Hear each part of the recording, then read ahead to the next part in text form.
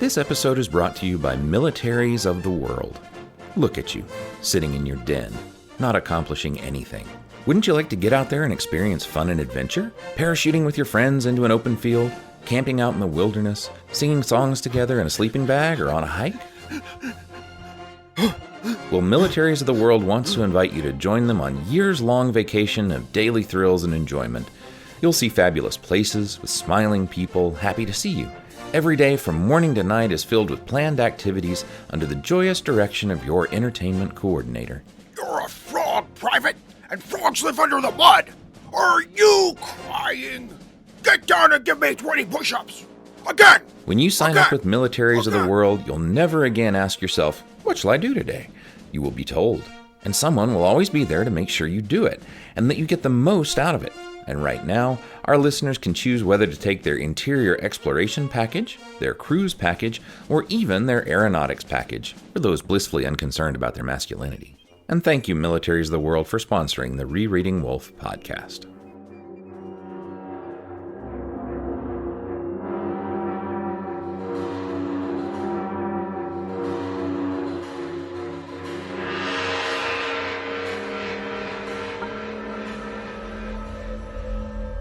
Warning.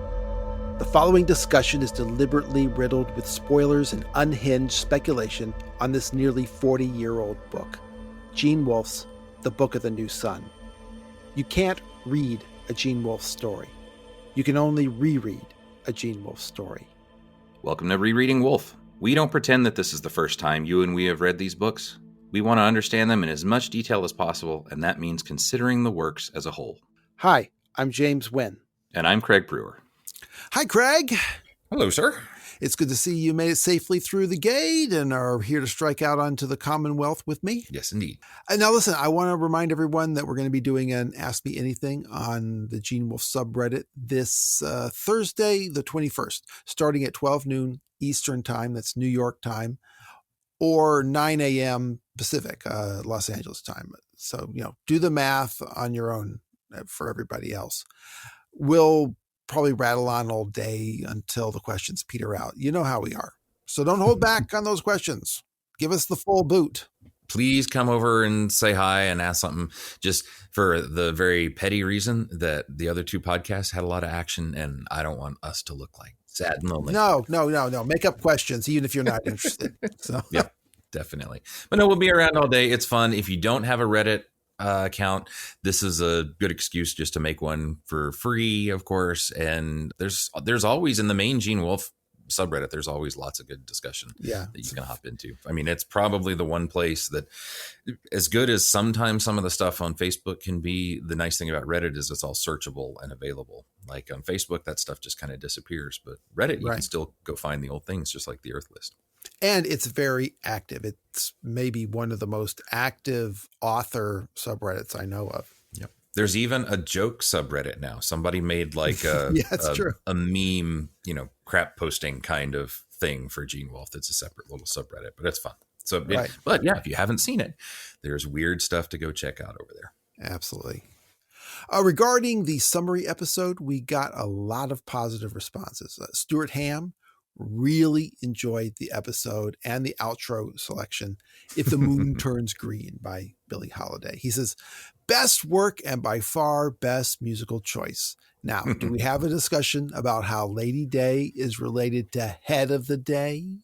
Yeah, Craig, I can't believe the Lady Day connection never occurred to me, but that's awesome. Seems like it ought to. Yeah. Now, no corrections, but I mean, everyone's already taken their shots over the last 35 chapters. Mike Lejeune also likes our theme music. He says, the weird thing, I've occasionally daydreamed about what a new Sun TV series would look like. Your intro music is precisely what I imagine the intro to the show should sound like.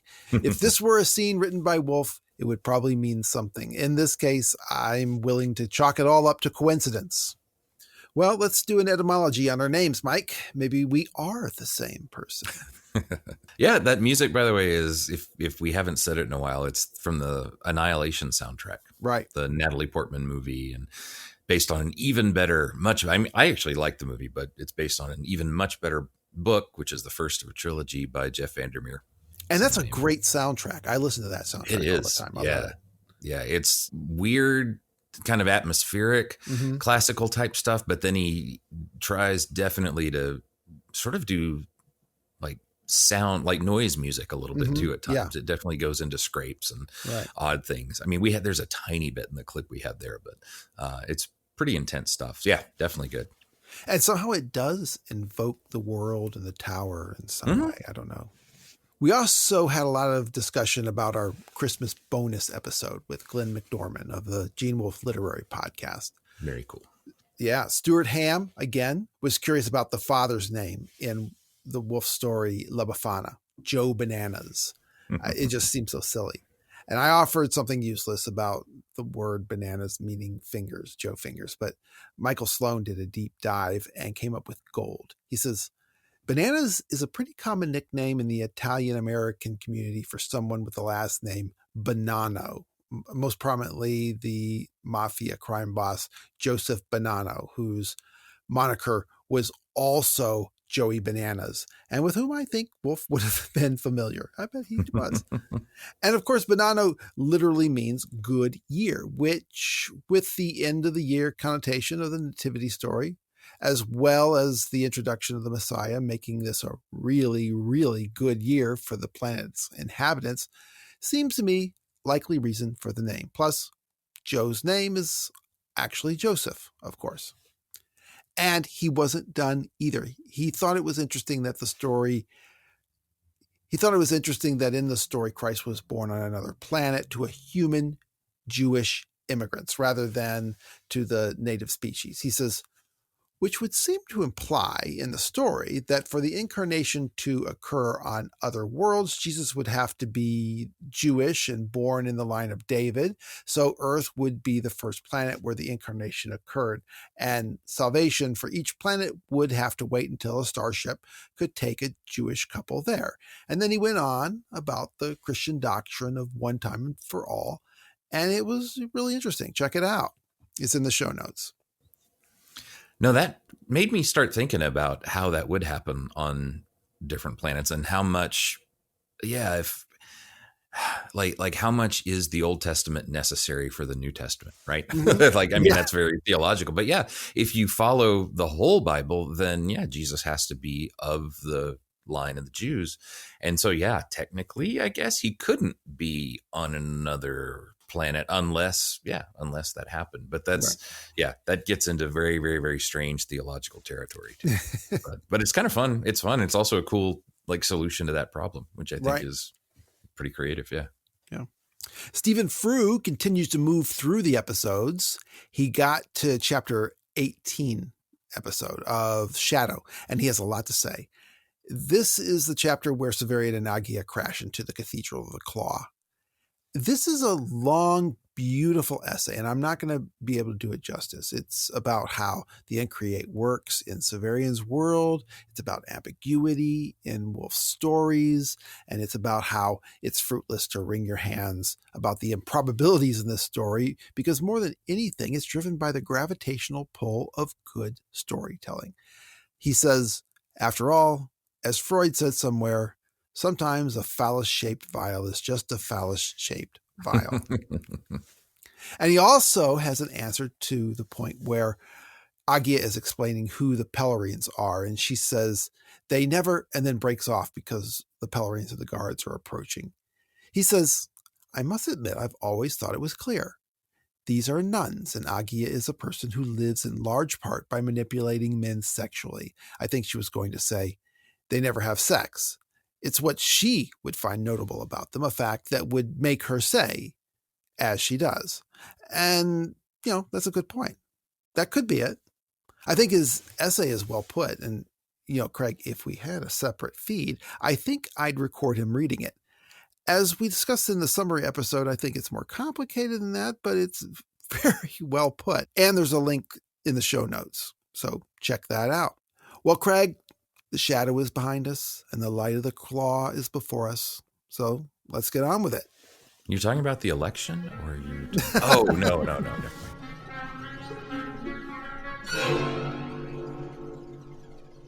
The Claw of the Conciliator, Chapter 1, The Village of Saltus. We made it. We have made it into the Claw of the Conciliator. How's that feel? That's pretty cool, actually. Considering we had no idea if this would even work, to have gone for over a year and to have done a whole book, that's pretty awesome. Yeah, if we had actually done the math on this, we probably wouldn't have even done it. But if we had actually looked into it. So I didn't think it wasn't going to work. I think I just very appropriately didn't think about the future. just dove right in. Like a condemned man. Yeah. Yeah. So let's talk about the epigram for the Claw of the Conciliator. Yep. Why don't you read that? But strength still goes out from your thorns, and from your abysses the sound of music. Your shadows lie on my heart like roses, and your nights are like strong wine. So in this epigraph, we get a reference to the thorns on Christ's crown when he was crucified, and that harkens to the conciliator's thorn. We'll also get music in this first chapter. There's shadows and roses and wine, because we're going to have a little water and wine event. And it's also all kinds of opposites. Strength from the thorns, like things that are dangerous. Music comes from an abyss instead of nothingness. And shadows lie on my heart like roses. So it's kind of like taking all these things that could be dangerous or frightening and finding some meaning or something in them too. Yeah, so this epigraph is from a book of poetry by Gertrude von Lefort called, in English, Hymns for the Church. It was first published in Germany in 1924. It was translated in the 30s by Margaret Chandler, and although I'm told it's easily gettable in German, the English translation is out of print. I checked Amazon and Abe Books, no luck. And I searched the fabulous internet for a text version of this particular poem, without success. Look, I'd buy this book if I could. I believe in physical media, but I just wanted to read the blasted poem. Even in German, I look for German texts. The thing is that Wolfe often, I believe, includes citations not only because of the value of the citation itself, but because of something not included. That's kind of a big deal to my reading of the fifth head of Cerberus. So reading the whole poem would be useful. I don't even know which poems or hymns this citation comes from. You know, if Simon & Schuster were publishing these epigraphs without citing the text, they must be in the public domain. Listen, people, help a guy out.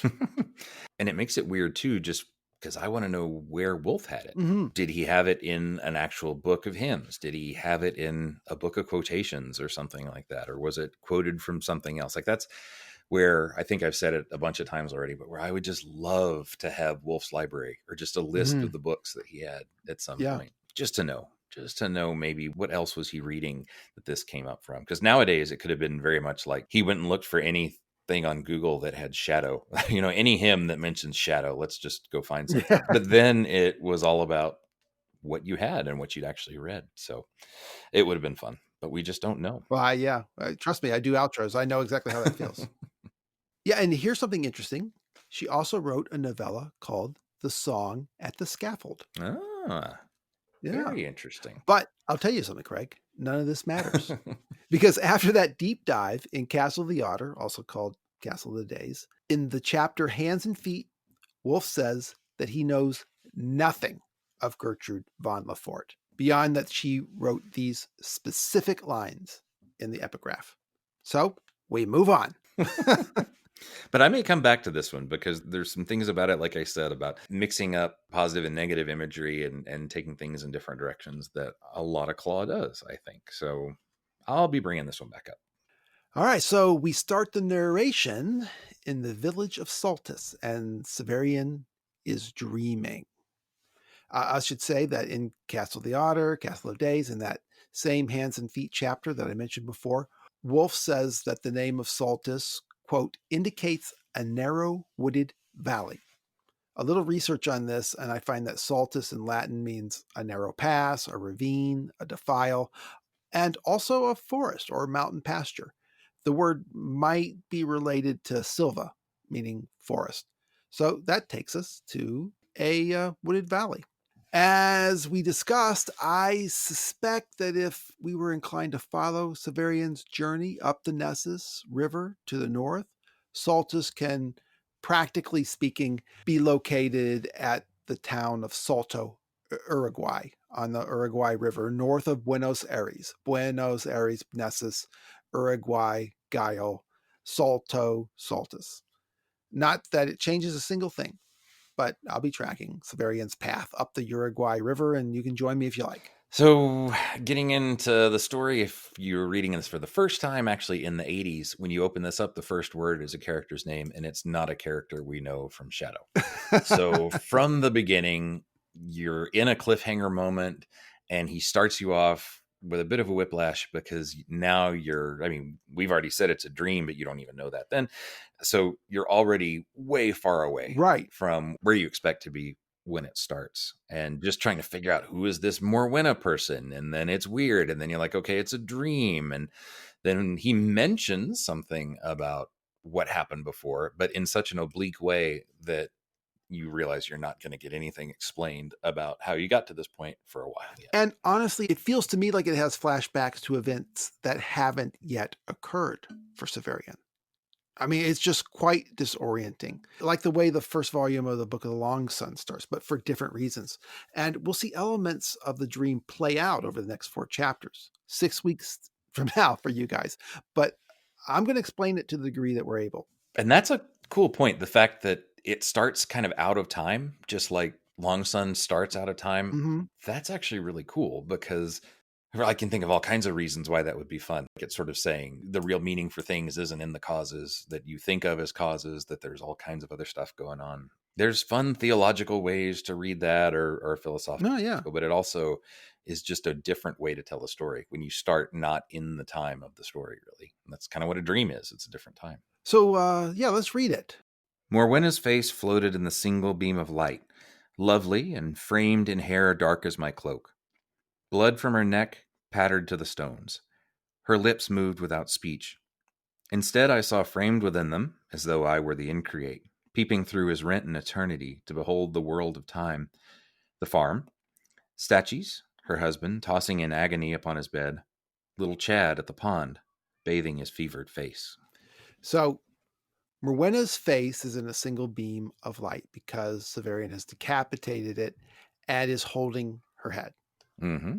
But although he's met Morwenna for their official meeting, he hasn't beheaded her yet.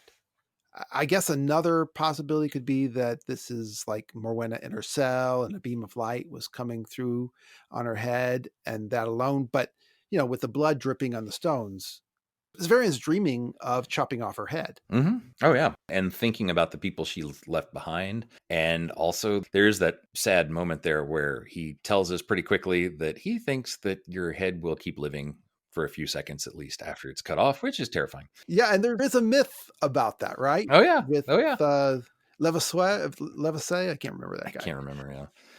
Yeah, he named oxygen. There was a whole movie about that. I think it was like or not a whole movie, but it was one of those anthology movies, I think, where somebody was obsessed with that. And yes, yeah.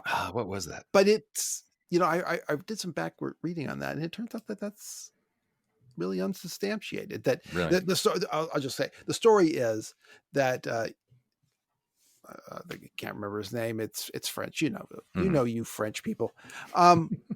He was decapitated during the Reign of Terror by a guillotine. But because he's a scientist, he wanted to know whether the head continued to live after death and how long. And so he said that he would start blinking as soon as his head was cut off, and he would continue blinking, and they would keep an eye and count. And then reportedly, the people watching said he blinked like 14, 15 times. But that happened seems like maybe it didn't. But still, it makes me think of that because her mouth seems to be moving, or it could be that, when he's carrying it, it's kind of moving back and forth. But it's a dream too. So I don't know.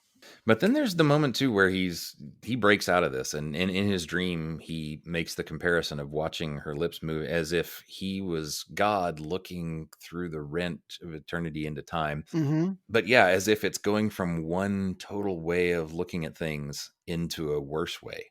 Yeah, I mean, I assume worse, you could just think of different types, different states, eternity to time, but looking from one world to another through that nonsensical movement. I mean, it's terrifying because everything you look at is so awful, and then it's compared to God looking at creation, and then it goes back to awful because of the people she's left behind and how they're still suffering behind her. So it's this suggestive moment where Severian is doing his job, but I think the way that it's told is feeling some kind of either guilt or just trepidation about it because of all the horror associated with the image. But then at the same time, in the midst of that, there's a totally different perspective that is the opposite, I would think, in many ways.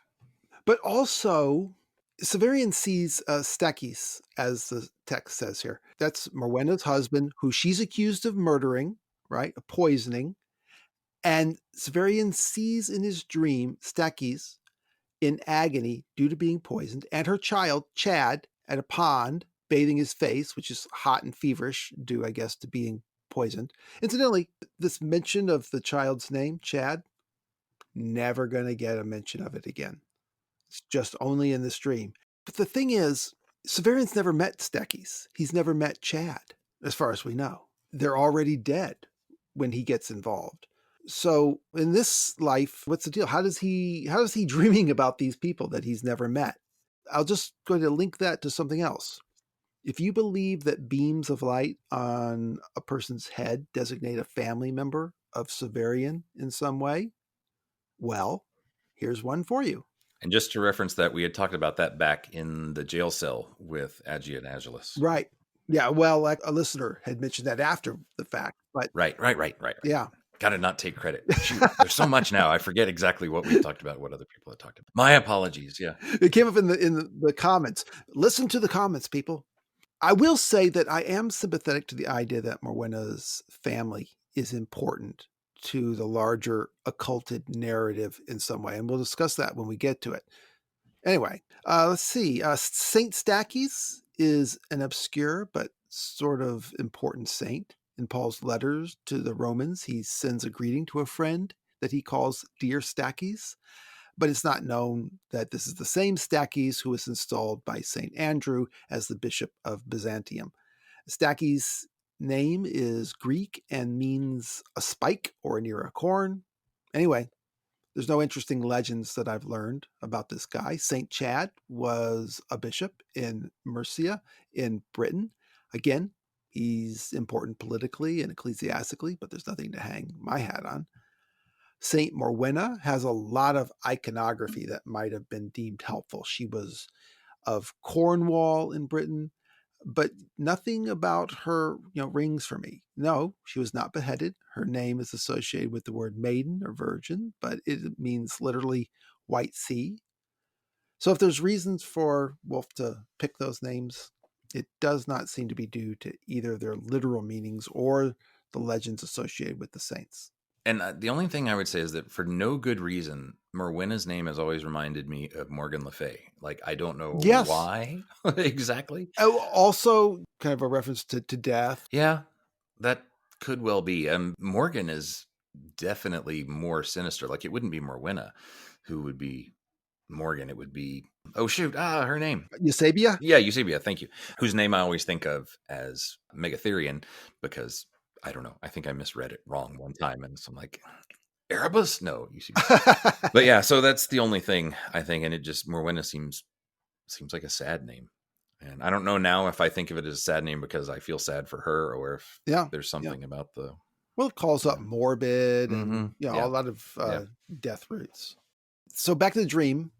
Outside, Eusebia, Morwenna's accuser, howled like a witch. I tried to reach the bars to tell her to be quiet, and at once became lost in the darkness of the cell. So, like we said, Eusebia is the woman who accused Morwenna of poisoning her husband and child.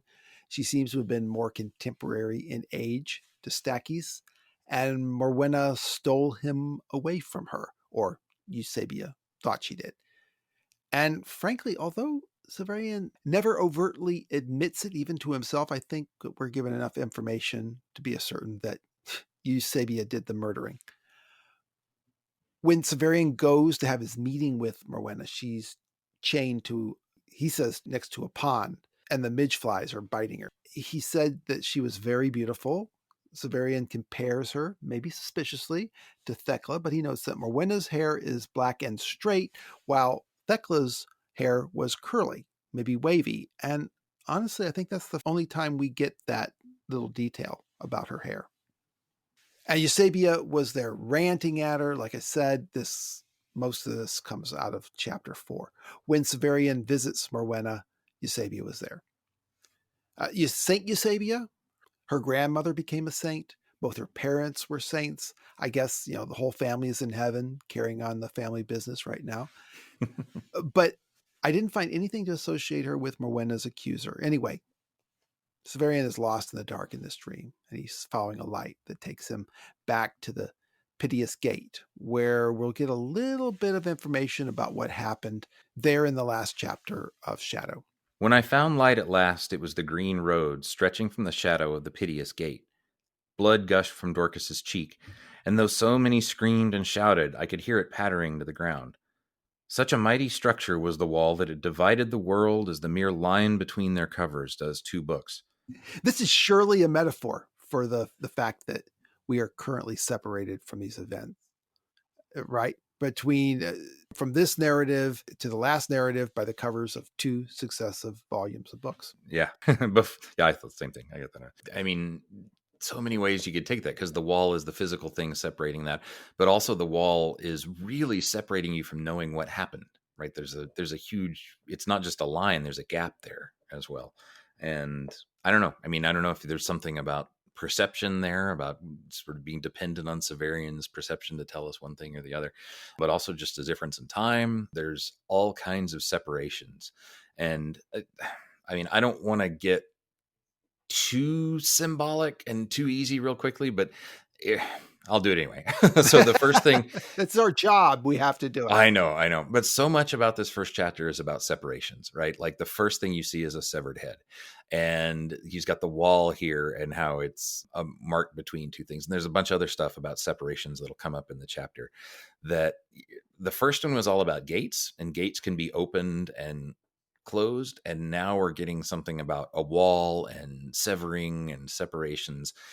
Just thinking about how first chapters and last chapters and how they kind of set up different themes through the book. That's one thing I want to pay attention to. He mentions the wall very specifically here, but also the fact that the first image we get is a severed head. Yeah, there are separations and distances and things being cut off. Just even that image of God looking through a hole to a different world. There's separations of worlds right there. So much about this particular book, about so much that happens in Claw. All about separations and lines and severings. And anyway, in the dream, Severian gets to the end of the tunnel and he sees forests like he's probably never seen before, and a road. Before us now stood such a wood as might have been growing since the founding of earth, trees as high as cliffs, wrapped in pure green. Between them lay the road, grown up in fresh grass, and on it were the bodies of men and women. A burning carriole tainted the clean air with smoke. A carriole is a light carriage or covered cart, typically pulled by a single horse. So a carriage is on fire. Was this carriage somehow at the center of the cause of the confusion, or just an aspect of the aftermath?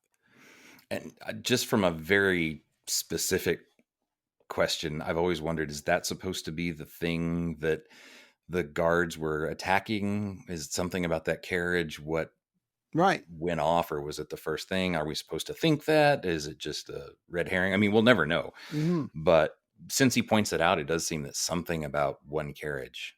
And then you're starting to think, okay, well, who else do we know about a carriage? And I guess we know what's his face, Raucho.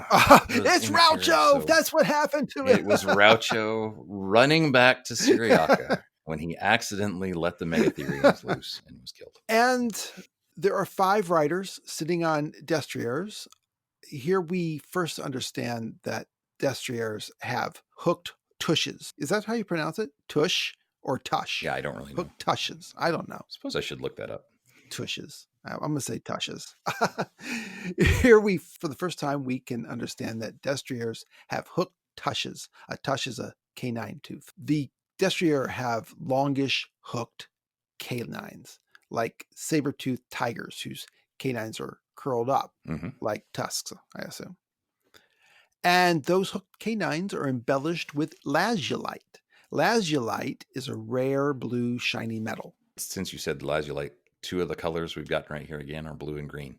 He sees the green road, he sees the forest, specifically calls out the green, and then again here we get blue light, blue destriers, and we're not even done yet because the 5 riders are wearing capes and helmets that are indanthrene blue.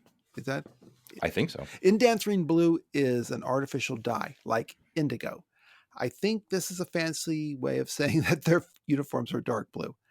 Their lances have what Severian calls blue fire running up and down them. So, sci-fi. Mm-hmm. And Severian says that their faces are more like than brothers, strongly suggesting that they are a species of clones. Mm-hmm. Anyway, that's what I think we're seeing. And like you said, these blue riders and the green forest, all the trees themselves are covered in green moss. Now, later Severian will talk about the Ulans attacking the travelers, and we get references to Ulans carrying lances with glowing blue tips. So it's inviting to say that these are Ulans. However, in the Avern Duel chapter, there was a reference to the stables of the Zenagi of the Blue Demarchi. So, could these be Demarchi or Ulans? And the fact that I like that they're wearing blue. Yeah. Right. I mean, it's nice that comes back again, but I think so. And now again, too, this is a dream, right? So it's not necessarily that he's picturing the exact soldiers that were there, especially with the blue, because I keep thinking of, what else is blue? The claw. So something about the claw is coming up here, and we're going to see what the claw does in just a minute, or at least what the blue light does, what the blue things do.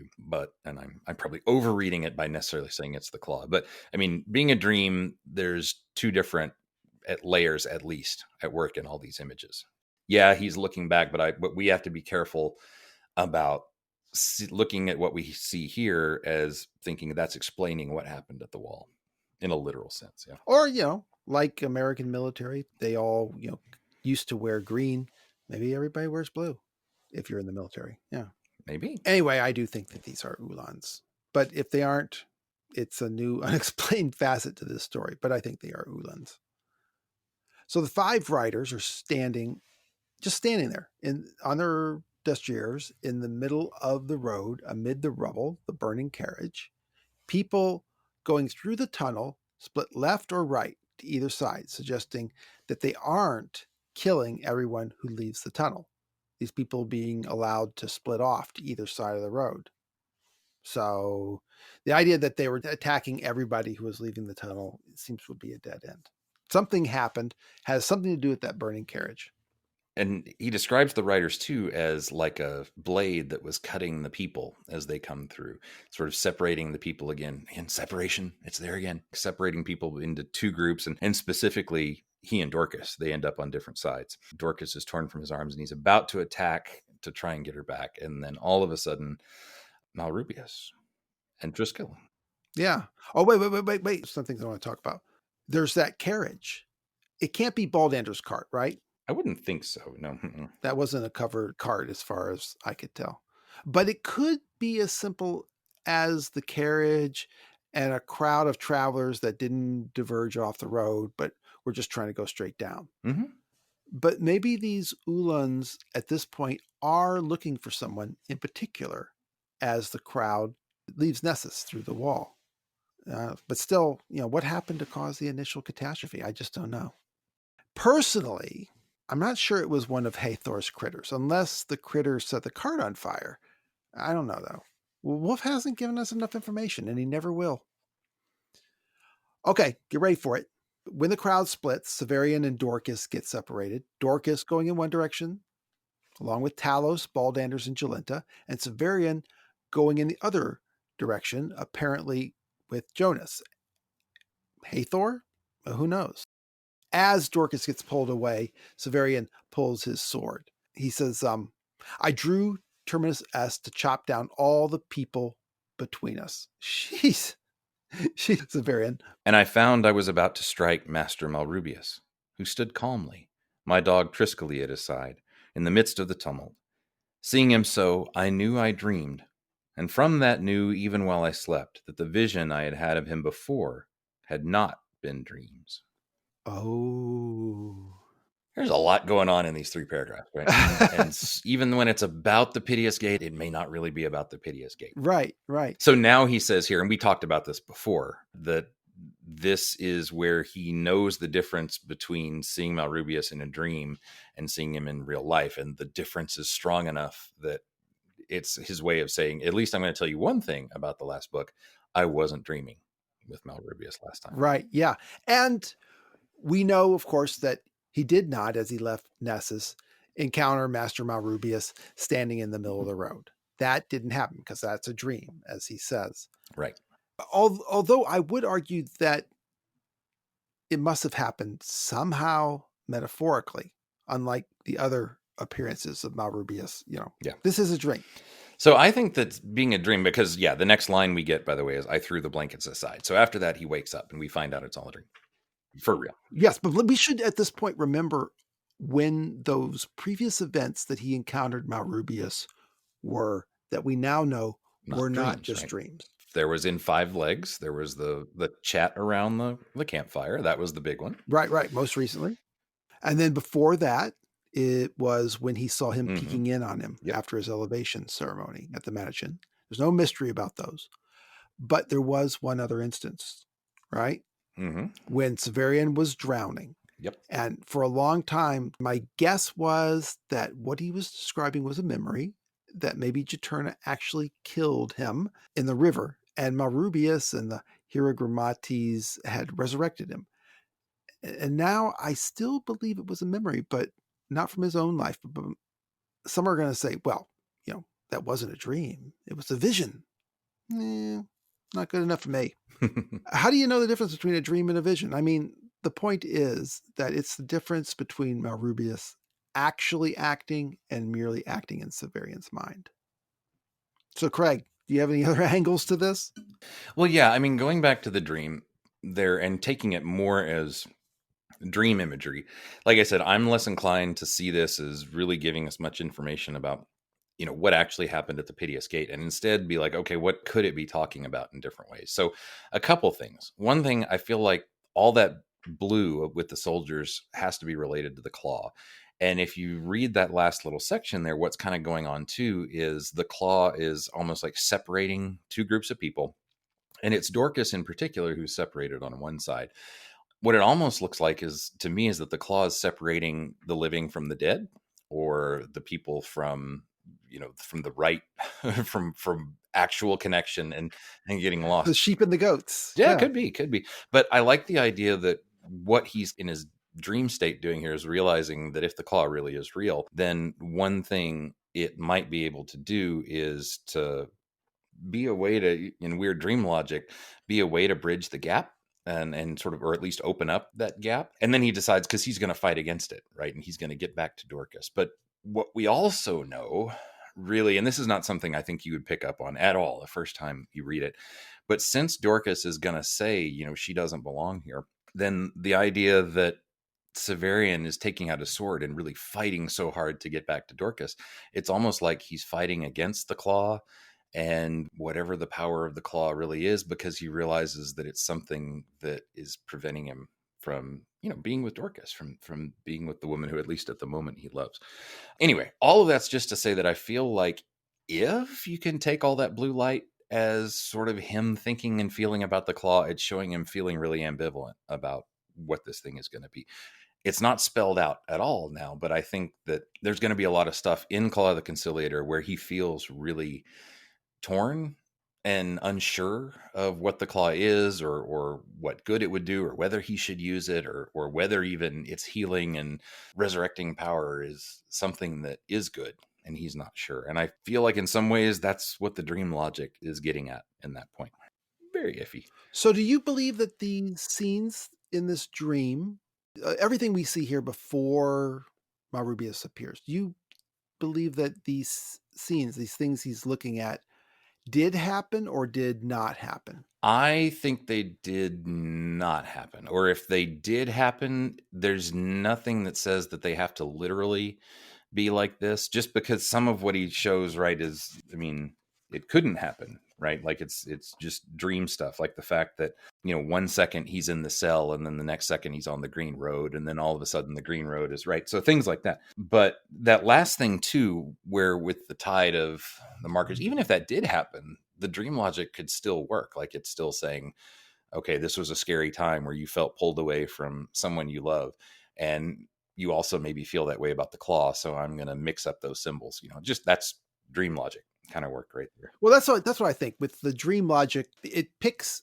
particular elements from your memory that matter, Yeah, and therefore speaks whatever is going on inside. yeah, it certainly could be. Like I think too, like we were talking about, he'd never seen statues or Chad. I mean, he could have just been imagining Mm-hmm. husband and son there. Like he may not actually know what they look like. I don't know. Point being that I'm just trying to figure out more what else is going on in the dream, rather than just trying to, like, I just want to know, why did he dream these things, and why were they things that bothered him so much, in addition to getting those possible plot points filled in. Like to me, the something about that green road, the fact that the road that he is on is green, it's green. It's in the first paragraph of a book or second paragraph. It has to be important, but I still don't, that one I don't really quite know what it is. I can't figure out on the green man, unless it's like the green is the path to the future. And so he's working towards the good future that the green man is. I don't know. I mean, there's a lot about this. And this is kind of where I always come up against. Wolfe is so good at making dreams that don't make clear sense, but it also means I feel like that they don't necessarily clearly unlock until you get just the right weird perspective on them. Yeah. And I still don't quite have it with this one yet. So that's one thing I definitely want to do is, as we read Claw, I do want to come back to it, because this is the kind of thing that I feel like is really pertinent, not just to the whole story, but particularly how Claw is structured. So once we finish the book, I kind of want to come back to this and see if I can make better sense of it. Well, I think you're definitely right, and I didn't pick up on this. The blue ulans and the green forest. I mean, Oh yeah, that's Wolfe. This isn't the first time, and yeah, I think it makes perfect sense, and I love that. Okay, so Severian wakes up, throws off the blankets, but in his mind, he's still an apprentice in the Mansion. The bell of the bell tower is chiming in his head, and he thinks that he has to get up and help in the kitchen, where he can, steal a sausage from the grill. He can imagine the taste already. He has to serve food to the journeyman and chant his lessons in front of Master Palamon, which is an insight into the rote schooling at the Mansion. He looks around, totally confused though. The memory of the tower is so vivid that it has pushed out all memory of everything that has happened for the last, 3 or 4 weeks. Here's the ceiling too low compared to his rooms in the tower. Honestly, that may be a point in your favor too, that if he's still kind of caught up in that memory reverie, then maybe what was going on in his dream was him actually specifically remembering things. And it could still be the kind of, that reverie that he gets stuck in sometimes. But then suddenly it all comes back. He can smell the air of the country and the nearby stable. There are bells, but it's not coming from the bell tower, but from a campanile nearby that is calling the faithful of the apparently dwindling religion of the new sun. The other bells of the village are still silent. A campanile it's a bell tower, a little tower unattached to a building or church with a bell in it. But I'm guessing that unlike the bell tower in the Citadel, it's not a disused spaceship. Yeah. The sun is just coming up. The night before going to bed, he folded his Fulgen cloak with the claw tucked inside. He was going to use it as a pillow, but at the last instant, he decided that it wasn't safe enough, and he put the claw in his boot. And also, it rained last night. And since Severian is not going to call this out, he and Jonas, the guy that he met at the wall and was coming on strong with Jolenta, they're traveling companions now. Dorcas, Baldanders, Talos, and Jolenta, they're not with them. Saint Jonas. Saint Jonas was an Egyptian monk in the 300s who served in a monastery for 85 years as a gardener. That's it. That's how he became a saint. But as it is with these saints' names, it's not usually about the saint. Sometimes it is. St. Gildas, St. Catherine. Not usually. Even though we can't track it down most of the time, in Jonas's case, his name calls to mind the Hebrew prophet Jonah. And Jonah was commanded by God to go preach to Nineveh and tell them that he was going to destroy their city imminently. Jonah was cool with that message, but he was not so cool with going to tell the citizens of Nineveh, the great city of cruel, conquering Assyria that had made life so difficult for his people, that God was going to destroy the city, because he knew how God was. Jonah would go through all the trouble of announcing their destruction. Then the Ninevites would become afraid. They'd ask God for forgiveness, and they, you know how God is. He'd forgive them. So instead, he hopped on a boat going in another direction, but then the ship encountered a storm like the sailors had never seen before. They figured that someone on the boat was to blame. So they cast lots, which is, like throwing dice. Let's say they throw dice to find out who it was. And it fell on Jonah. And Jonah admitted that he was on the run from God. So Jonah told them to throw him overboard and they'd be saved. At first, they didn't want to, but eventually they relented. And when they did, the storm stopped. And then Jonah got swallowed by a big fish's mouth. Actually, I have no idea if there's a connection, but there is a fish's mouth at the end of this volume. The point is that Jonas is a shipwrecked sailor.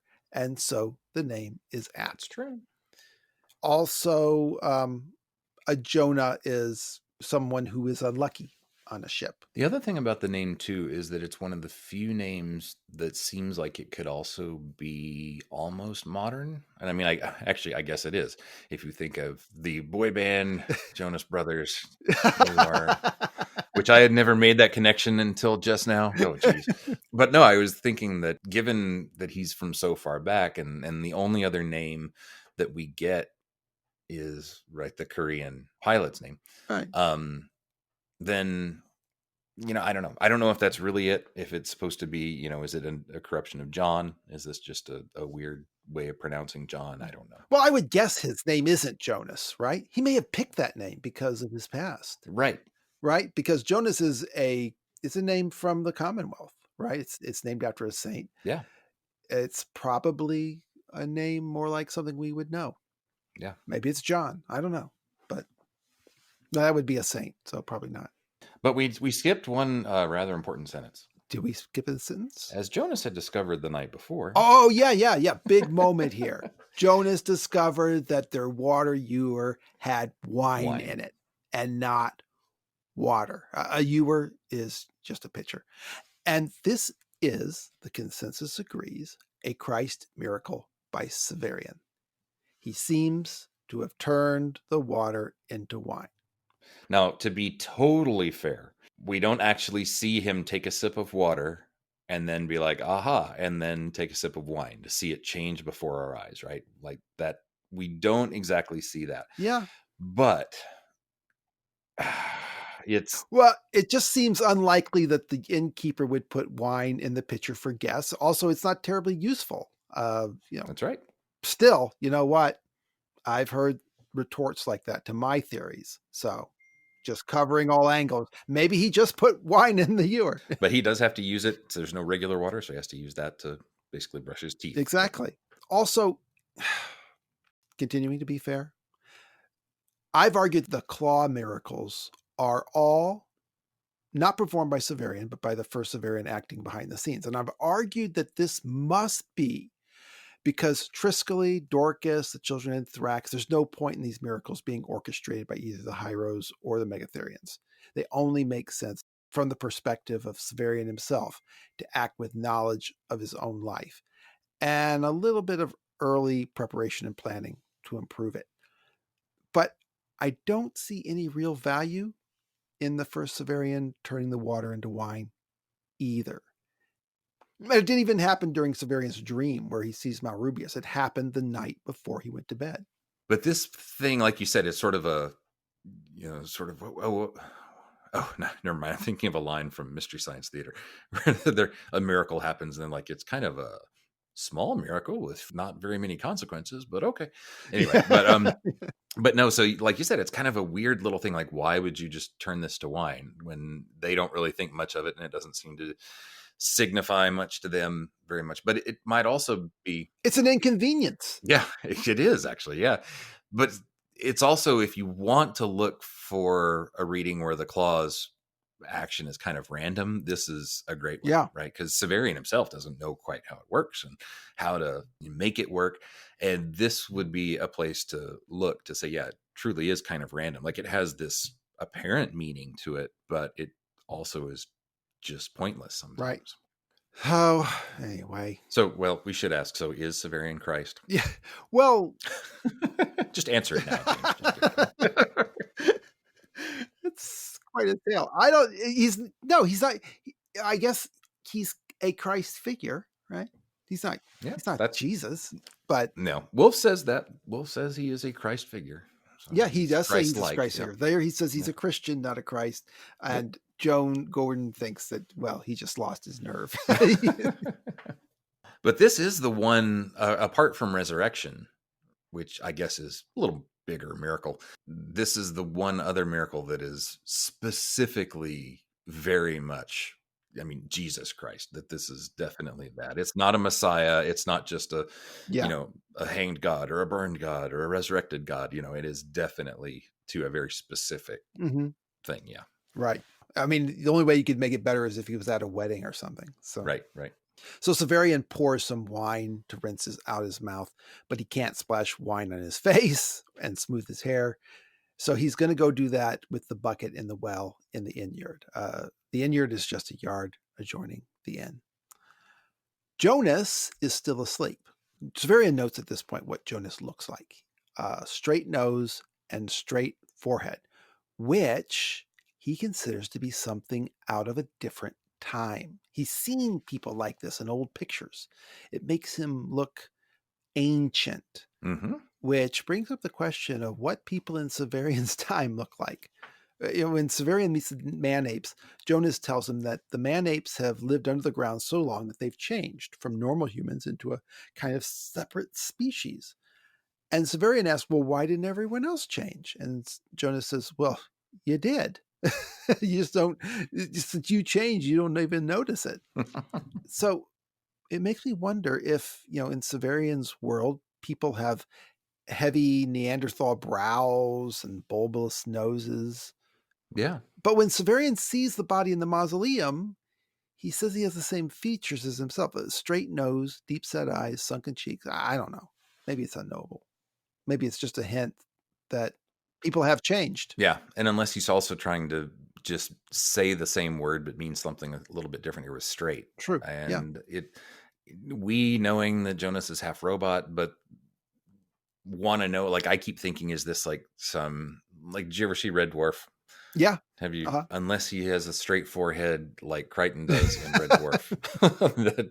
But I don't think that's really what he's saying, because he never makes the connection that Jonas is robotic until he sees the metal parts in later on. So it wouldn't be that he had the face. Yeah. No, he doesn't look bizarrely different, but he does kind of have a strange face, right? Like he doesn't belong. Yeah. So here's a question. So if, as I assume, the idea is that Jonas really was a robot who then used biological parts to help himself, does that mean that he's got a face from someone alive now? I think so. That's what I believe. But it looks like someone from a long time ago. So I don't know. Maybe. Well, I don't know how it works. The skin is draped over his face. Maybe it could be as gruesome as that. Maybe, maybe there's like a frame or something, and we need some more skin to spread over it. I don't know. I guess it could be. I just never knew quite how detailed and literal. It's interesting that the shipwrecked sailors had those skills, that they could put a human face onto a robot. It's like, that's something we all learned in sailor school. He says all this to say that when Jonas is asleep, he looks older than he supposedly is. And of course, we know that he is. Yeah. Anyway, Severian leaves without waking him, which is also an interesting detail that has never occurred to me before. He's sleeping. Jonas Mhm. is sleeping. Talus doesn't sleep, but Jonas does. Yeah. It seems, if Yeah. he really is sleeping. Oh, sneaky Jonas. But I think he really does, right? Doesn't he actually go unconscious in the antechamber? Yeah. Like he sleeps, and that's when Hether. So yeah, so Jonas really does sleep, whereas it's suggested that Talus doesn't. Now, granted, they could well be different types of robots. I mean, in no Yeah. universe do robots sleep. But I mean, we have to go downtime. I don't know. Maybe it's because of his human parts. I don't know. Oh, could be. Anyway, Severian leaves without waking him.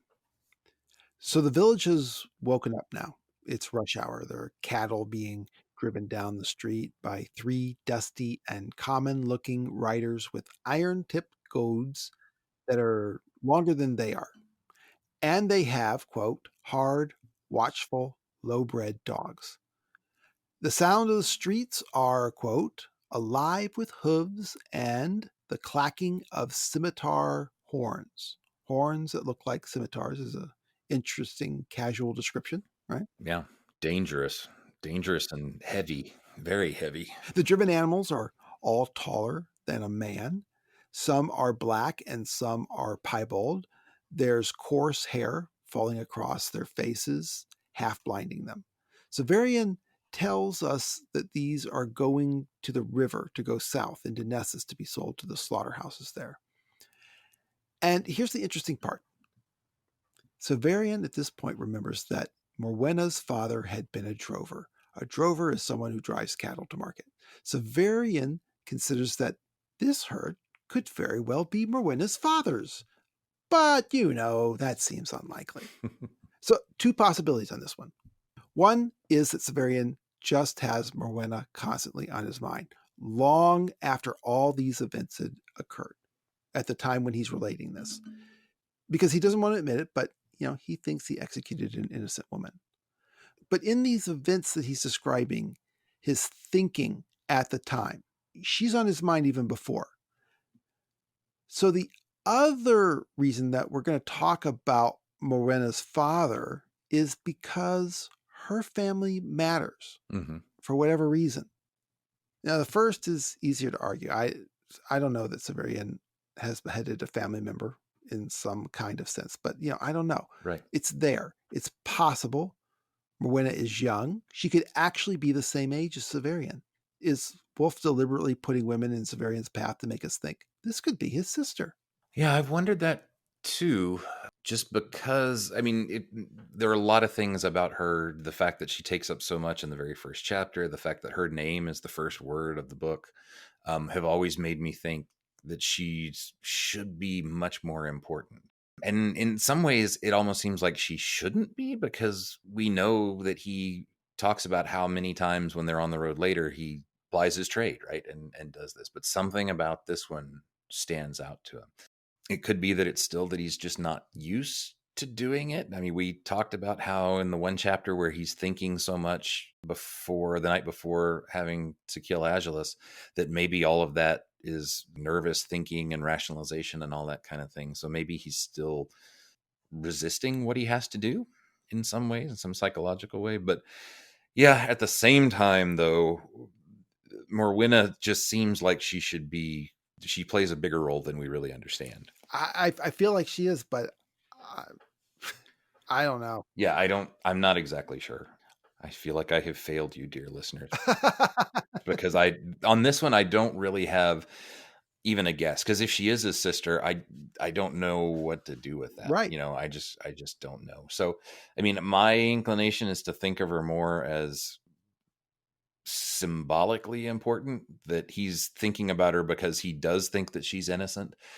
So he's worried about that what's maybe gnawing on his conscience is that it's the first time where he's got to carry out his duty, but he wants to not obey because he feels like the wrong thing is happening.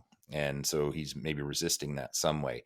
Then thinking about whether or not that's her father out there, it just keeps humanizing her. Like everywhere I go, I walk outside and I'm like, oh, is this part of her family? Is this connected to her? And is this someone who's going to be hurt when this happens? Right. Yeah. And that all kind of makes sense.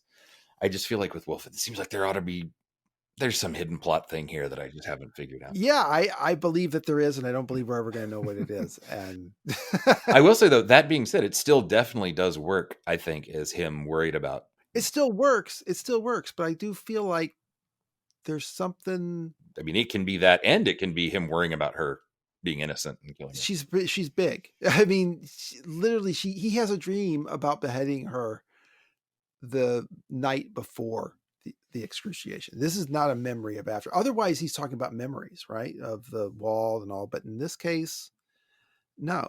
He's I don't know. I don't know. I don't have a theory to spin. If that's the case, it's another separation. It's another line getting sort of driven between his duty and his conscience, or his duty and justice, which we know are supposed to stay totally separated, but maybe they're starting to bleed into each other a little bit. So anyway, Severian goes back to the inn, but I guess this is not his room that he's going back to, because it's like a dining area. He orders breakfast. The food is described: bread warm from the oven, newly churned butter, pickled duck's eggs, and peppered chocolate beaten to a froth. The peppered chocolate froth is a sign that the people in this inn are from the northern customs. They've immigrated south. It's good food, but Severian describes the innkeeper as, quote, our hairless gnome of a host. We get some descriptions of common people here that, along with his descriptions of upper classes at Agilus's execution, reveals Severian as a bit of a class snob. Oh, yeah. Even at the late date that he's writing this memoir, right? Yeah. His host, quote, had no doubt seen me in conversation with the alcalde the night before, hovered over my table, wiping his nose on his sleeve, inquiring about the quality of the dish as it was served. Severian really liked it. Promised better food at supper, condemning the cook, his wife. He called me sir, not because he thought, as they sometimes had in Nessus, that I was an exultant incognito, but because a torturer here, as the efficient arm of the law, was a great person. Like most peons, he could conceive of no more than one social class higher than his own. Yuck. Yeah, remember how he treats the guy in the town out on Lake Diaturna, where he just decides to go full on. Yeah, I'm just gonna pretend that I'm more important. Yeah.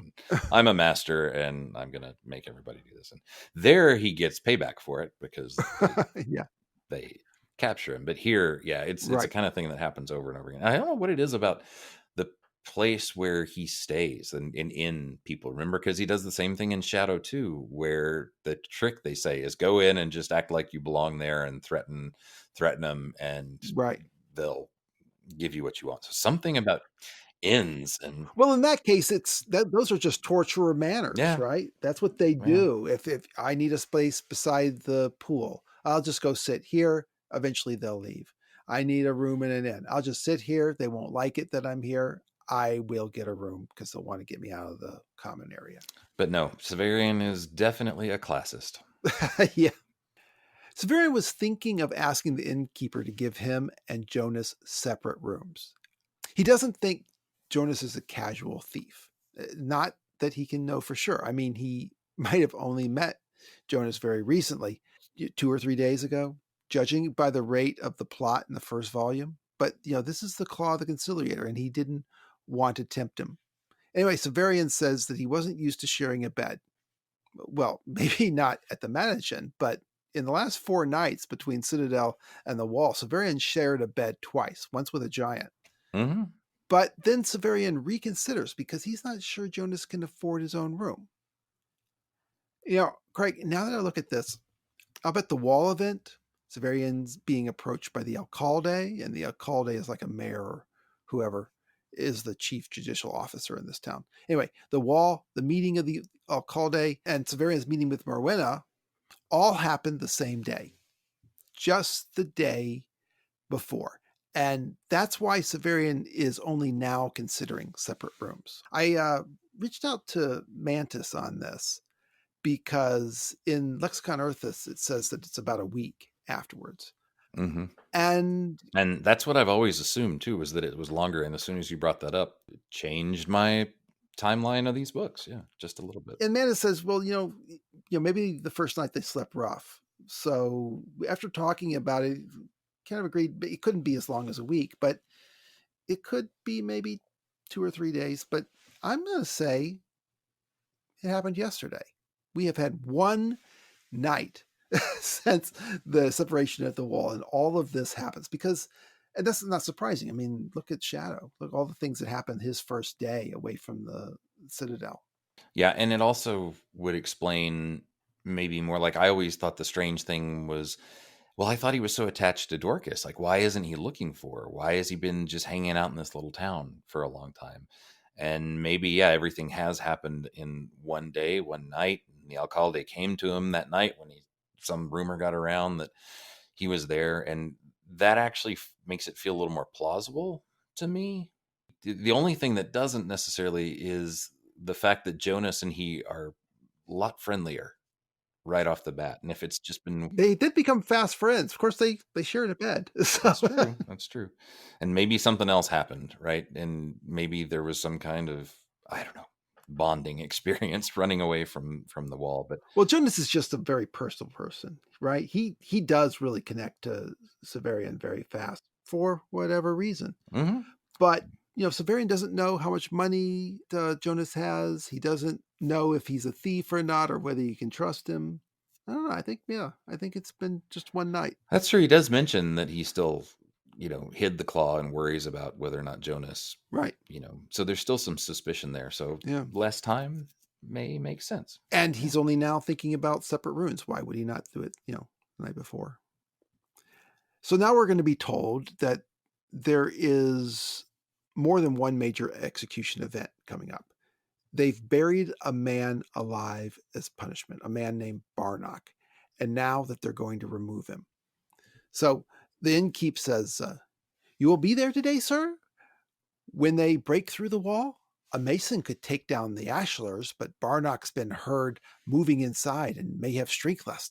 Perhaps he's found a weapon. Why, he could bite the mason's fingers, if nothing else."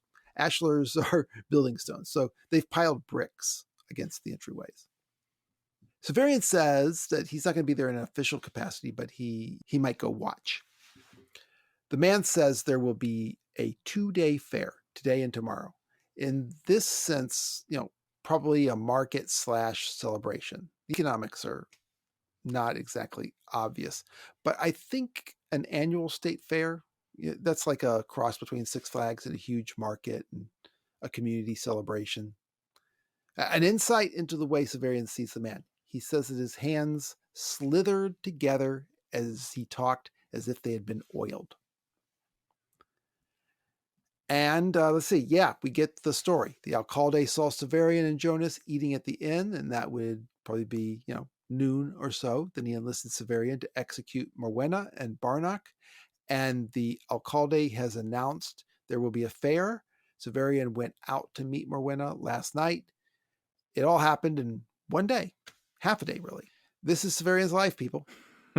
It's not a lot for him in one day.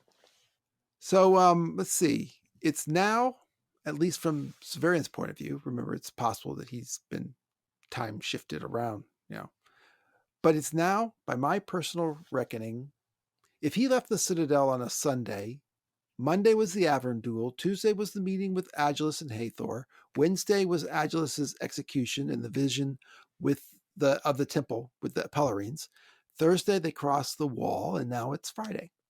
5th day since Severian left the Citadel. The innkeep goes on.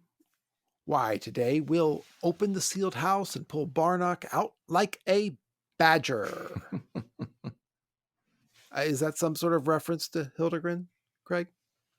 Hildegrin the badger? Oh, I was looking for one, but I'm just, Well, like I noted in the Shadow of the Torture summary, this volume begins with a man who's buried alive in a house, brought out, and it ends the same way. And apparently there's a badger at each end with all these things. If there is a subjective metaphorical sense, you should at least keep your eye out for a more literal sense as well. Maybe even a practical sense. I don't know. Origin's 3 levels of interpretation. Maybe the practical sense is how to extract a man who has been buried alive. I don't know. And those are a kind of resurrection of a sort. So we are still getting a bit of death and resurrection here. Yes, sure. Actually, both sides. Today, Severian's going to execute Morwenna, and tomorrow he'll execute Barnock. Interesting point to me, Morwenna is weighing heavily on Severian's mind already. He doesn't yet have evidence that she's not guilty. It could just be that she is a woman. That's true. Or That's true. that she looks a little like Thecla. But there's always the possibility that it's even more than that. The innkeeper is imagining how Severian will go to work on Barnock. Hot irons you start with, usually, don't you? Anyway, innkeeper is a big fan of his mare. Severian goes out and watches people setting up for the fair, people from the country carting in fruits and animals with bolts of cloth that they've made. There are autochthons carrying furs. The word autochthon comes from the word autochthonous, meaning indigenous. The word literally means own soil.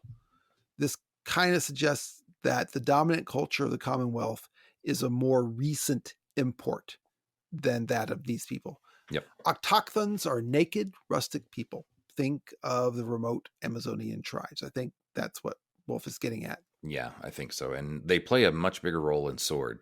We talked about much more there. Mm-hmm. But yeah, they show up here. And the fact that there are indigenous people and that possibly everyone that we met from Nessus is a colonizer brings us back again to a kind of colonial situation, a long solidified colonial situation. But in Fifth Head and here, we've definitely got that. And the autochthons are also carrying in strings of black and green birds killed with the surbatana. A surbatana is a blowgun. You've seen National Geographic videos, I'm sure. Severian notes that he no longer has the brown mantle that he bought from Agilus. Maybe Dorcas was wearing it. Maybe it got left behind in Essus. But, we're never going to see it again. And then he hears the sound of marching. He hadn't heard that since he left the citadel. But there are soldiers coming into town from the river, the opposite direction of the cattle. They aren't staying in Saltus. They're headed out beyond it. And Severian doesn't know where they're going, but the innkeeper says that they are going to the mountains, whatever that means. At the back of the line, Severian doesn't see it yet, but there are baggage mules with rations. He says, I heard the shouted order to sing as they came into the thickening crowd, and almost together with it the thwack of the Vinkner's rods and the howls of the unfortunates who had been hit. So, a Vinkner is a commander of 20 men. It seems to have been a rank that started under King Henry VIII of England. And apparently, this is not necessarily a volunteer army because the Vinkners whack the soldiers as they march. Yeah. Severian guesses that there are between 2,000 and 2,500 of them. So there are a lot of Vinkners. So the commanders command the men to sing as they enter town. The soldiers themselves are Kilau. Lexicon Earthus really came in handy with this chapter, I'll tell you. Not just this word either. A Kilau is a slinger. It comes from Hebrew or Arabic. They carry old-style slingshots that you spin over your head. And Severian describes them as painted leather pouches. And Severian notes that the shots they carry are incendiary. And Lexicon Earthus identifies these as shooting stars. And where did Mantis get that? Well, Lexicon Earthus doesn't say, but Wolfe explains it in Castle of the Otter, Castle of Days. At that hands and feet chapter, he says that these incendiary bullets, as Severian calls them, are pyrotechnic missiles. And he says that these are the shooting stars of the song that they sing. The other thing, too, is he says the handle for this thing is 2 cubits long, which is a pretty big handle. Yeah. So this isn't just a tiny little sling. Yeah. So. They're all pretty young. To Severian, few look older than himself, and most look a lot younger. But Severian is impressed by their look, and here again we have Severian imagining an alternate life as a soldier. He notes their gilded brigadines and the rich belts and scabbards of their long daggers that proclaim them as members of a, quote, elite corps of the Erin Tari. All right, so A brigandine is a coat of mail. It's a tunic of metal rings. And these are gilded, meaning they're coated to look, probably gold, but definitely glittering. All right. Erentari. Their gilded mail coats, their elaborate belts and scabbard, long knives identify them as an elite corps of the Erentari. All right, I did another deep dive on this one, trying to find the history of this word. Lexicon Earthus says only that it's light infantry, but it doesn't quote a source. Now, I can find a reference to Ferentari with an F as a name for Roman light infantry, but I'll be hanged if I can find a reference to the word Erentari or piece together an etymology that would explain why it would be the name selected of an elite corps. Now, Ferentari derives from the Latin roots meaning to hit. So the Romans called light infantry the hitters. Perhaps, this is an authorial error. And Wolfe intended to make a joke about the name of a quite unelite military group being given to an elite one. The hitters is a pretty cool name after all. So at last I reached out to Mantis about this word. Where did it come from? Was it an authorial mistake? I mentioned the definition of the Ferentari. And Mantis said that if Erentari is a Wolfe error, then he's at least consistent in it. And then he directed me to the actual source of the Lexicon Earthus definition. Once again, Castle of the Otter, Castle of the Days, chapter Hands and Feet. Anyway, near the end of that chapter where we get Wolfe's etymology of Saltus, Wolfe writes, Severian goes outside to watch some soldiers who have been landed there to march up the village street. The men are slingers and members of, quote, an elite corps of the Erentari, crack light military, in other words. That's Wolfe.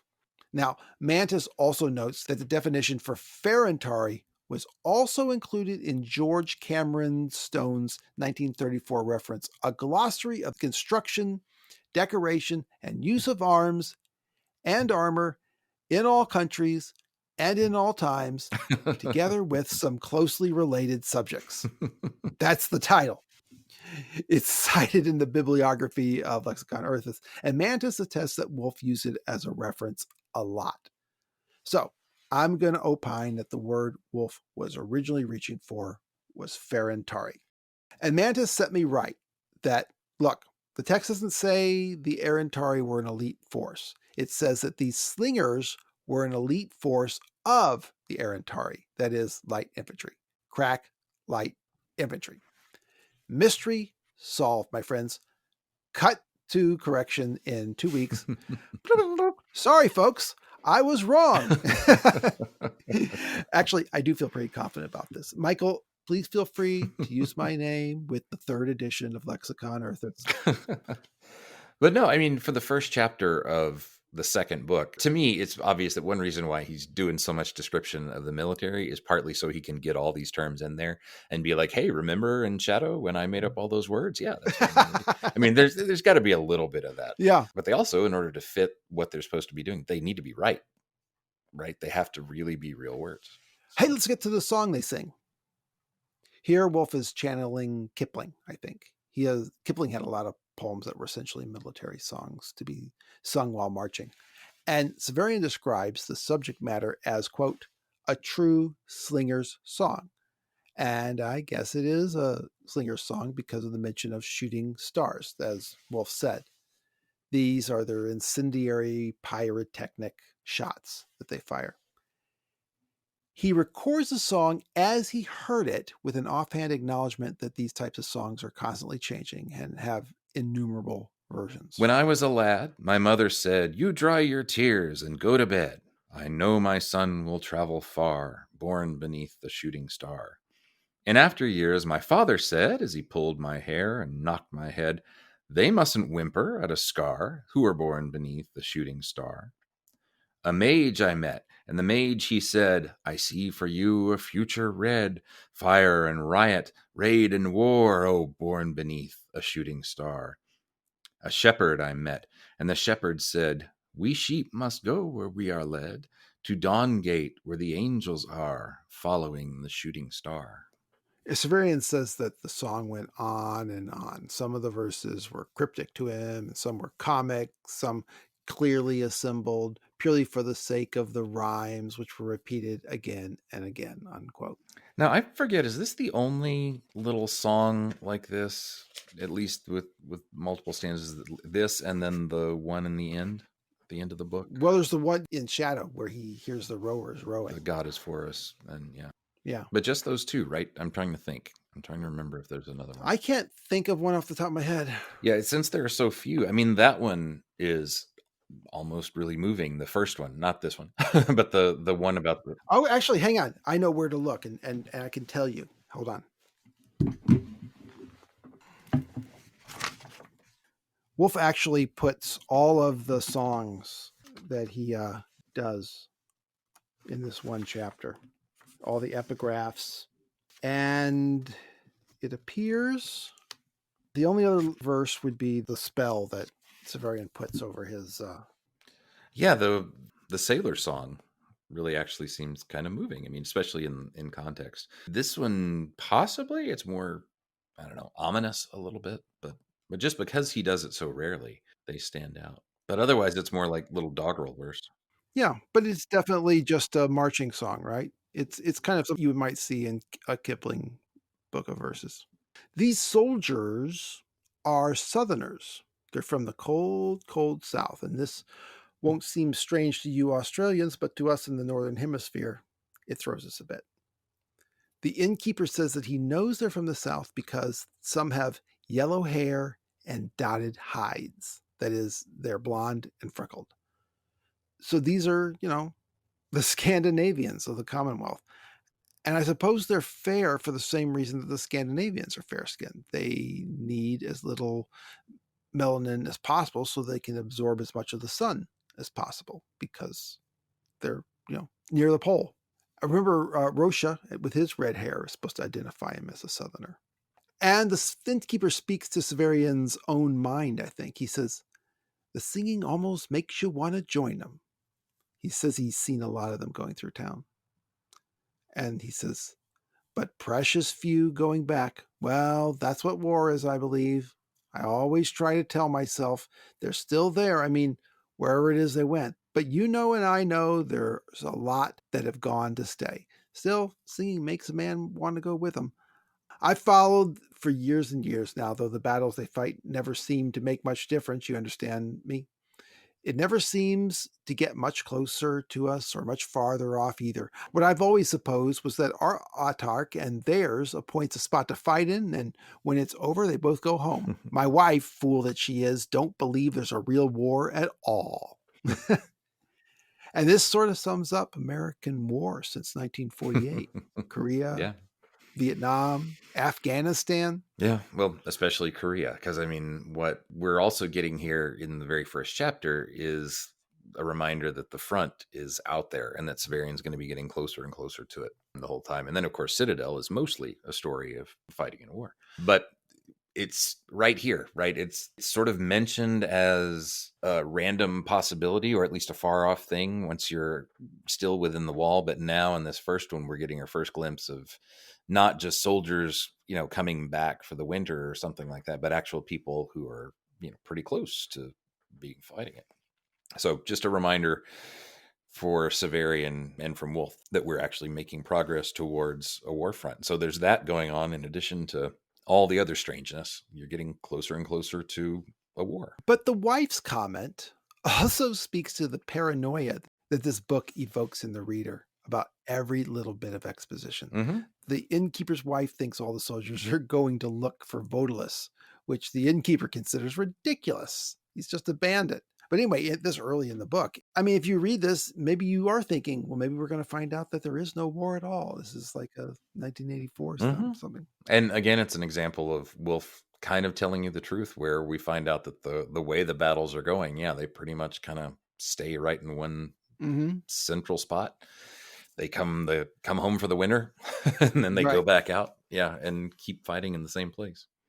All right. So the people are still setting up for the fair. And this is interesting. They're putting up bristling masks on tall poles that seem to have sprouted from the ground like trees. Bristling masks. I don't even have any idea what that it would be. Maybe masks with big spikes coming off the front of them. Yeah, that's what I was thinking. Like scary, you know, old punk rock studs or something like that. I don't know. Someone should draw a picture of that. Then Severian breaks off in an aside that has a similar feel and placement to the one in the first chapter of Shadow, a reverie about his memory. Whatever I possess, I would give to become one of you, who complain every day of memories fading. My own do not. They remain always, and always as vivid as at their first impression, so that once summoned, they carry me off spellbound. You see, I've always harbored a theory, one that I don't find useful anymore, that every time Severian bragged about his memory, there was probably some mistake in memory shortly afterward. And I don't think I was alone in that, because there's a comment that from early on, people have cited it as an error in memory. So I suspect that they were also looking for it. Severian walks away from the innkeeper and he says, I felt the bone-strewn paths of the necropolis under my feet, and I saw through the drifting river fog the slender figure of Vodalus as he gave his pistol to his mistress and drew his sword. All right. Now, a lot of people have noted that Vodalus didn't give the pistol directly to Thea. He gave it to Hildegren, and Thea took it. Honestly, even at my most paranoid, I never considered this to be a big deal. I always thought, the first error was significant. What do you think? You think this is an error in memory? I do, because it fits so well with the fact of Severian bragging, there being something that you can literally go check and see that it's false. This actually makes me feel like the Draught and Roach thing in the first chapter is definitely not a typo because But it's with the Draught and Roach, that's a counterfactual, right? In this case, okay, he kind of melds the event slowly in his mind. yeah. I still think it is, because it's the kind of thing, again, that you could easily check and go look at, and also just being the first chapter and right after you brag about your memory, that it seems like you would definitely be double checking. Yeah, you would be looking for something like that then. And anybody, like even David Hartwell, first time through, could easily go back and just pick up the first chapter again and take a look. So yeah, I still feel like it is, and I still feel like it's either a bit of a joke or just probably in the end, I feel like it's more Wolfe saying, yeah, even when somebody brags that they have a perfect memory, it's still perspective and they're human. And so there are going to be tiny flaws that creep in. This may not matter. Like this particular thing that he gets wrong may not matter at all, but it's just yet another reminder that your perceptions are limited and are capable of error. Yeah. Even if it's in a small way. Yeah. It's kind of the same. I feel like it's kind of the same thing, but I see the point, but then again, I don't. I just like the idea too that Wolfe is so sharp that every time he brags, there's also to make sure there's something small in there just to put a crack. Yeah, but with Drota and Rosha, I finally come to an explanation for why that is. I don't really have an explanation for why this one. Yeah, this one, I don't know. This one, I don't necessarily have a plot explanation. I feel like it's more Wolfe. Is he toying with us again? A little bit, yeah. I think toying in the sense of leave the readers alone, Gene. But yeah, just toying in the sense of reminding you that Severian is human, even when he brags about his superhuman things. He's absolutely human, still flawed. All right. Well, this final passage, we should read it because it's good. And this is how he wraps up the chapter. I felt the bone-strewn paths of the necropolis under my feet, and saw through the drifting river fog the slender figure of Vodalus as he gave his pistol to his mistress and drew his sword. Now, it is a sad thing to have become a man. I was struck by the extravagance of the gesture. He who had professed in 100 clandestine placards to be fighting for the old ways, for the ancient high civilization Earth has now lost, has discarded the effectual weapon of that civilization. If my memories of the past remain intact, perhaps it's only because the past exists only in memory. Vodalus, who wished as I did to summon it again, yet remained a creature of the present. That we are capable only of being what we are remains our unforgivable sin. And by the way, I just say that right there is kind of the same point about having a flaw, that there's something. Anyway, no doubt if I had been one of you whose memories fade, I would have rejected him on that morning as I elbowed my way through the crowd, and so in some fashion would have escaped this death in life that grips me, even as I write these words. Or perhaps I wouldn't have escaped at all. Yes, more likely not. And in any case, the old recalled emotions were too strong. I was trapped in admiration for what I had once admired, as a fly in amber remains the captive of some long vanished pine. Yeah. So let's see. Severian notes that Vodalus discarded his pistol to use a sword, but it sounds like he's not saying that it was appropriate for him to do so because he was trying to bring back a fabled lost age for Earth. Rather, the pistol that he discarded, that's the old weapon of that lost age. We've reached a point where fancy Buck Roger weapons are the weapons of the ancient lost age. Swords, axes, those are contemporary fighting. Vodalus, for all his attested goals, is a contemporary creature. He chose to use a sword. And Severian says that if he could forget, like we do, if his memories faded, then he thinks he'd have possibly given up on Vodalus after seeing the Autarch's armies march by. But because his memories of that night were as clear as if they just happened, he was, quote, trapped in admiration for what I had once admired, as a fly in amber remains a captive of some long vanished pine. And it's an interesting observation about the value of normal human weaknesses of memory. Of having recently read A Borrowed Man, it occurs to me that this is kind of a similar theme, that immortality is not as useful a feature as it would seem, and the same is true for an immortal memory. Also, he makes a reference to, I might have escaped this death in life that grips me, even as I write these words. And that death in life, that's Thekla trapped in him, right? I think so. That one I was puzzling over for a while, but I think so. But at the same time, would that be Thekla? Yeah, that might be Thekla talking there, right? That could be her voice saying that she could have escaped that, because Severian actually likes having her there, but maybe Thekla doesn't like being there. That's what confused me about that a little bit, just because Severian seems to relish having Thekla there most of the time. By the way, the other thing, that last word, the long vanished pine, it is a nice little pun because you can pine for things from the past. Yeah, so nice. Gotta be real. Oh, also, he says, maybe I would have escaped this death in life. Well, probably not. And that's because, he was abducted by Vodalus's men within and taken to the feast, which he couldn't have escaped. So it's also a different kind of relationship to having some kind of ideal that you want to live up to. Like here, having the past and wanting to live up to it, but then always just being a creature of the present, that's a bad thing. Seems like how he's saying it. Whereas the symbol, the coin, is something that seems to be a little bit more positive, the way Severian describes it. So it's kind of neat that you get a little bit of a switch on, not exactly the same idea, but just the idea that sometimes a symbol or an ideal or something like that can make you become something else, like the coin. But then also sometimes those ideals, maybe if they're past ideals, can hold you back. Yeah. The only other thing too that I think is cool is that here he actually talks about the placards that Vodalus had put up propaganda.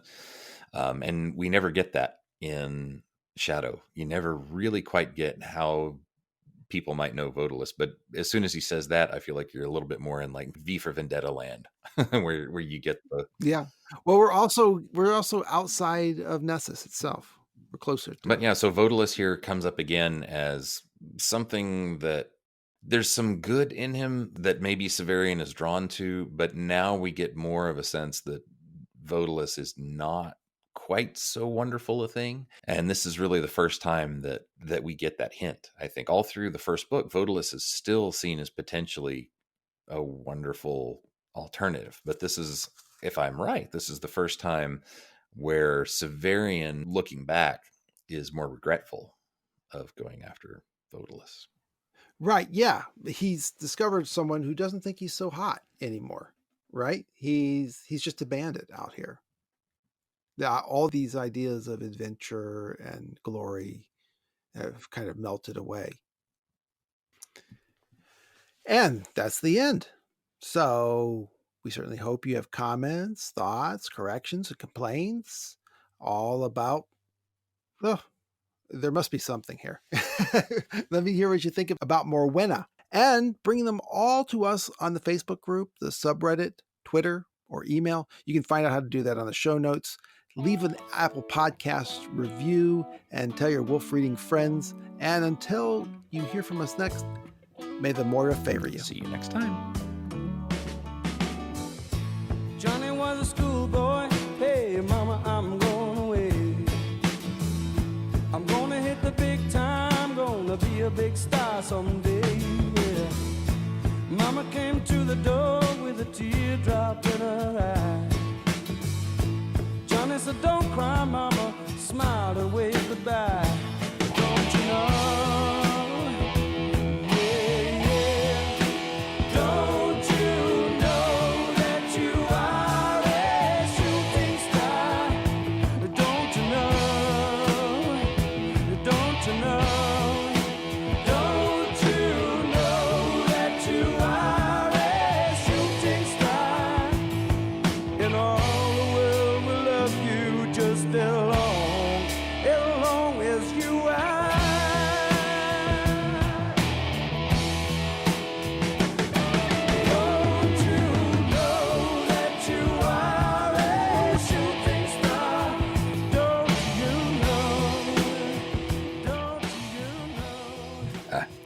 Vinkners. Vingners. Okay. Vinkners. Vinkners. Okay. All right. I am back. It's a good thing you left. Emily sounds like she's hammering. She was hammering a picture into the wall. That's fun. That was one time. I still remember that. There was a blooper or something where you yelled either upstairs, "Are you taking up carpentry?" Yeah. Something like that. What are you doing, baby? Can I help you? No, but you're very noisy. You sure? I can help you. All right. She's moving furniture around. Ah, I gotcha. Of course, it's only 10:30. So it's all right. Amber does the same thing. Yeah, she really does, actually. I'll be like getting ready for bed, and then she'll be like, "Could we rearrange the bedroom?" Like, no, yeah, no, we cannot. I feel like I should have something better to say. I'm getting tired, I think, is what's going on. Yeah, no, we're both. I detected it about half hour ago, actually. So let me wrap up the last bit here. Yay.